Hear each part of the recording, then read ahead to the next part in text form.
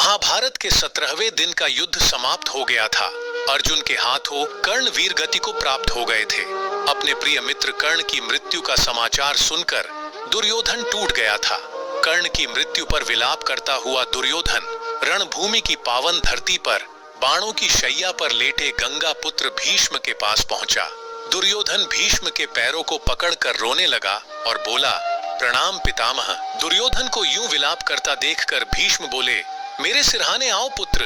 दुर्योधन भीष्म के सिरहाने आकर बोला, पितामह, मैं आज बिल्कुल अकेला हो गया हूँ। मेरा मित्र कर्ण, मेरा भाई राधेय मुझे अकेला छोड़कर चला गया है पितामह। इस तरह तो मैं दुशासन के शव पर भी नहीं रोया था, परंतु राधेय की मृत्यु ने मुझे कंगाल कर दिया है पितामह। मैं कंगाल हो गया हूँ पितामह, मैं कंगाल हो गया हूँ। पितामह बोले, हे पुत्र, क्षत्रिय का यूं रोना शोभा नहीं देता। राधेय की मृत्यु तो उसके जीवन का इकलौता प्रसाद है पुत्र। और ये ना भूलो पुत्र, उस महान योद्धा का जीवन किसी तपस्या से कम नहीं था। उस अभागे राधेय के हिस्से में हमेशा अपमान ही आया पुत्र, अपमान ही आया। और हे दुर्योधन, तुम उसे राधेय समझने की भूल मत करना। वो कौन्तेय था पुत्र, तुम्हारा मित्र कर्ण कौन्तेय था। वो यह जानता था कि वो कौन्तेय है, फिर भी वो तुम्हारे पक्ष में लड़ता रहा और तुम्हारे ही पक्ष में लड़ते लड़ते वीर गति को प्राप्त हो गया। दुर्योधन आश्चर्य से बोला, तो क्या कर्ण कौन्तेय था पितामह? माता कुंती का पुत्र, उन पांडवों का भाई, और फिर भी मेरे पक्ष में युद्ध करता हुआ वीर गति को प्राप्त हो गया। आप जानते थे पितामह कि कर्ण पांडवों का ज्येष्ठ भाई है।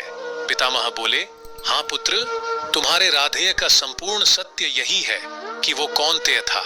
दुर्योधन क्रोध में बोला, आपने मुझे क्यों नहीं बताया पितामह? भीष्म बोले, विष पीकर भी जिसके मुख पर मुस्कान हो, उसका भेद खोलकर उसके बलिदान का अपमान नहीं किया जाता पुत्र। मैं कर्ण के बलिदान का अपमान कैसे करता? इसी कारण अपने रहते मैंने उसे युद्ध भूमि से दूर रखा। मैं नहीं चाहता था कि एक भाई दूसरे भाई को मारे। पितामह के मुख से कर्ण का सत्य जानकर दुर्योधन क्रोधित हो गया और वह बोला, वो कर्ण कुंती पुत्र था पितामह, जिसके सामर्थ्य के आधार पर मैंने पांडवों से शत्रुता की।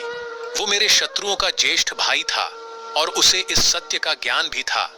पितामह, यही कारण था ना कि कर्ण ने पांडवों में से किसी का भी वध नहीं किया था। ऐसा छल, ऐसा विश्वासघात, उस दुष्ट सूत पुत्र को मैंने सिंहासन दिया, सत्ता दी, संपत्ति दी, सम्मान का अधिकार दिया, परंतु उसने अंत में मुझे कपट दिया, मेरे पराजय की योजना बनाई।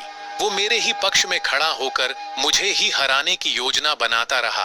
पितामह, अब मुझे समझ आ रहा है कि क्यों कर्ण ने देवराज इंद्र को अपने कवच और कुंडल दान कर दिए थे। क्यों उसने निहत्थे भीम को जीवन दान दिया। जब वो अर्जुन का वध कर सकता था तो क्यों उसने सूर्यास्त का बहाना बनाकर उसे भी जीवन दान दे दिया था। पितामह, वो जीवन दान नहीं थे, वो मेरे साथ छल था जो मेरे प्रिय मित्र कर्ण ने मेरे साथ किया था। पितामह, मैंने सदा उस पर आंख मीच कर भरोसा किया था और उसने मेरे भरोसे का वध किया। पितामह, वध किया। दुर्योधन रोता हुआ आगे बोला, पर ऐसा क्यों है पितामह? इतना सब कुछ जानने के बाद भी मैं उससे घृणा नहीं कर पा रहा हूँ। इतना कुछ देखने के बाद भी पितामह, ये मेरी आंखें उसकी मृत्यु पर अश्रु बहा रही है। ऐसा क्यों है पितामह? बोलिए पितामह, ऐसा क्यों है? भीष्म बोले, ऐसा इसलिए है पुत्र, क्योंकि छल कपट से भरे इस महाभारत के युद्ध में अगर कुछ सत्य है तो वो तुम्हारी मित्रता है पुत्र। दुर्योधन और कर्ण की मित्रता है। एक तरफ कर्ण है पुत्र, जो यह जानते हुए भी कि वो जिनसे लड़ रहा है वो उनके भाई हैं, फिर भी वो अपनी मित्रता निभाने के लिए महाभारत की इस रणभूमि में मर गया। और दूसरी तरफ तुम हो पुत्र, जो यह सत्य जानने के बाद भी कि कर्ण तुम्हारे परम शत्रुओं का बड़ा भाई है, उसकी मृत्यु पर अश्रु बहा रहा है। धन्य हो तुम पुत्र, धन्य हो। धन्य है तुम्हारा मित्र कर्ण और धन्य है तुम्हारी मित्रता। और आज मैं अपने इन वृद्ध हाथों से ज्येष्ठ कुंती पुत्र को प्रणाम करता हूँ। मैं प्रणाम करता हूँ उसके बलिदान को। मैं प्रणाम करता हूँ दुर्योधन और कर्ण की मित्रता को।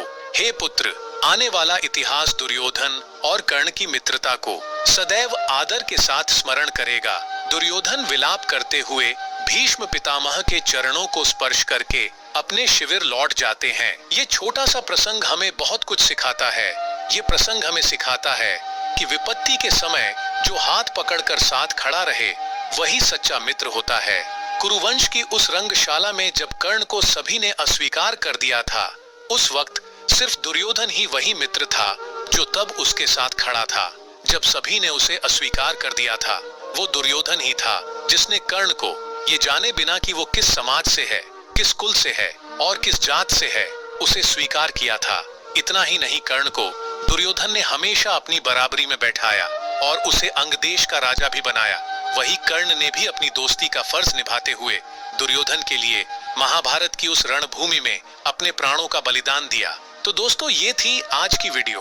वीडियो आपको कैसी लगी हमें कमेंट बॉक्स में लिखकर जरूर बताएं।